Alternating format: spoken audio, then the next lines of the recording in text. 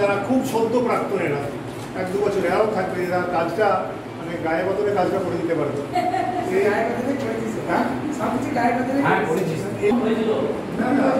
আমি যখন এসেছিলাম শিক্ষক 2019 সালের 18 জুলাই জয়েন করেছে। তো আমাদের স্কুলের অবস্থা একদম খারাপ ছিল। আসার আগে স্কুলে শৌচাগার ছিল না, ছিল কিন্তু তার সেরকম উন্নত ছিল না, ছিল ব্যবহারযোগ্য ছিল না। আর দ্বিতীয়ত পানীয় জলের সুব্যবস্থা ছিল না। আমিও স্কুলে পড়াশোনা করেছি। জল খাওয়ার জন্য এখান থেকে আমাদের স্কুল থেকে প্রায় 1/2 কিলোমিটার দূরে গিয়ে আমাদের জল আনতে হতো। স্কুলের জলটা এমনই ছিল যে যদি সেই জলটাকে 10 থেকে 20 মিনিট যদি বোতলে ভরা থাকতো তাহলে সেই জলটা একদম লাল হয়ে যেত, মানে খাওয়ার জন্য ছিল না। তিনি স্কুলে আসার পরে, যখন আমি স্টুডেন্ট ছিলাম, তিনি আসার পরে বললেন তোমাদের স্কুলের যা পরিস্থিতি, একটা কুকুর পর্যন্ত মানে থাকার যোগ্য না।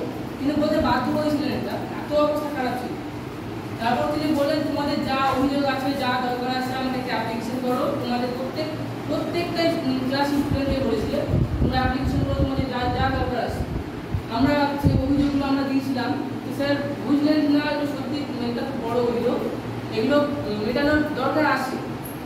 তারপরে তিনি একটা করে আমাদের সমস্যাগুলো সমাধান করা শুরু করলেন। প্রথমে তিনি সাবমার্সিবল বসালেন স্কুলে, যাতে আমাদের পানি জলের ব্যবস্থা হয়। এমনকি এখন আমাদের বিল্ডিংয়ে 3টে বড় ট্যাঙ্ক বসানো হয়েছে জল সাপ্লাই দেওয়ার জন্য। এখন পুরো স্কুলে আমাদের জল সাপ্লাই খুব সুষ্ঠুভাবে সম্পূর্ণ হয় এখন। তাছাড়া আমাদের বাথরুমের যে ব্যবস্থা ছিল না, আমাদের পায়খানা লাগলে কোনো কিছু হলে আমাদেরকে স্যারের পারমিশন নিয়ে আমাদের বাড়ি যেতে হতো। তো যা হোক, সেটা এই ক্লাসটা রেগুলার ছাত্রদেরকে আসতে হতো, নাকি মানে অবশ্যই আসতে হতো।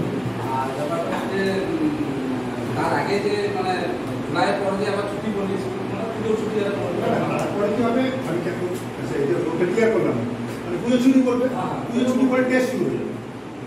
3 মাস মানে অবশ্যই আসতে টেস্টটা হবে নভেম্বর মাসে, অক্টোবরটা পুজো ছুটি, নভেম্বরের 16 তারিখ 15 তারিখের টেস্ট। 11 একসাথে না 11 হাবিয়ালি হবে, 12 টেস্ট হবে।